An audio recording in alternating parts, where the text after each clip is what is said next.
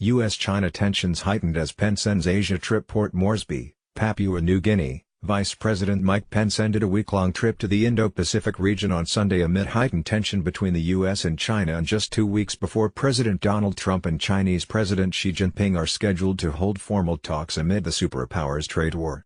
On Sunday, the 21-member nations at the Asia-Pacific Economic Cooperation Summit left Papua New Guinea without agreeing on a final communique. A U.S. official involved in negotiations said China was the only nation to hold out on voting in favor of the proposed text. "It's a little concerning that it appears that China didn't really have any intention in the end of reaching consensus," the U.S. official said, rejecting reports that the breakdown in the meeting was centered on a rift between the U.S. and China. "It was between 20 countries and China, not the United States and China," the official added.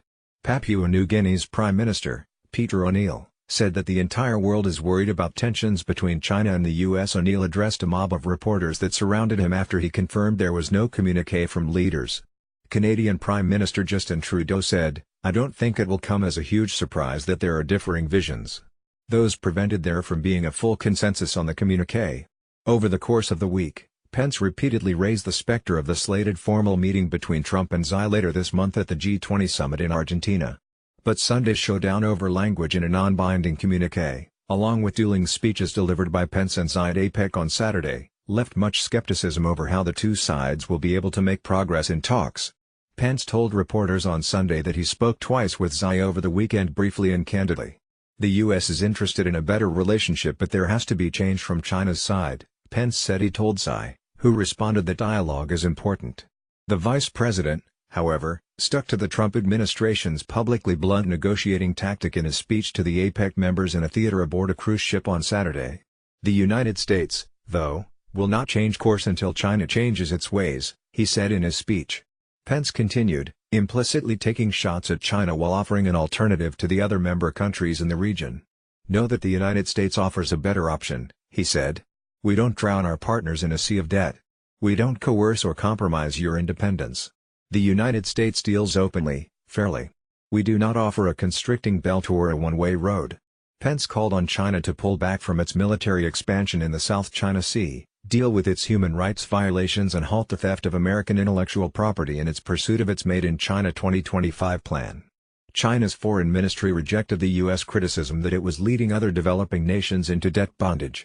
"The assistance provided by China has been warmly welcomed by our partners in this region and beyond," Wang Xiaolong, a foreign ministry official, said at a news conference. "China is a relative newcomer to providing aid, and its loan-heavy, no-strings-attached approach has unsettled Western nations that have been the mainstay donors to developing nations and often use aid to nudge nations toward reforms. But China has ramped up its investments in the Indo-Pacific region, putting billions of dollars into infrastructure projects as part of its Belt and Road Initiative. In countries like Papua New Guinea, the development is apparent, from buildings to new roads and bridges. A sign lining a road outside of APEC read, 'The Great One Belt and One Road is not only a road of cooperation and win-win situation, but also a road of hope and peace.' And negotiations continue among 16 nations, including China but not the United States, toward the Regional Comprehensive Economic Partnership, which would be the world's largest trade agreement. The White House has vowed to focus on building bilateral trade agreements after pulling out of the Trans-Pacific Partnership in 2017. "We're here to stay," Pence told reporters.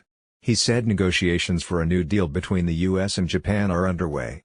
Through the week the vice president also worked to highlight new investment plans by the U.S., including a partnership with several ally nations to invest in electrical infrastructure in Papua New Guinea that would bring adequate power to 70% of the country's population by 2030.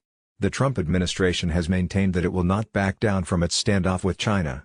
The U.S. initiated the trade war in March, implementing tariffs on Chinese steel and aluminum.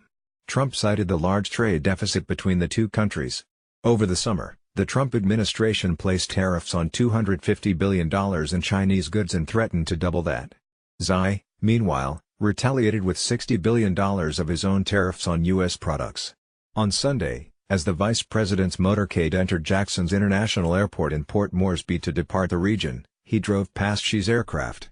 Both countries will now prepare for formal talks in Argentina that they will have to hope prove more productive.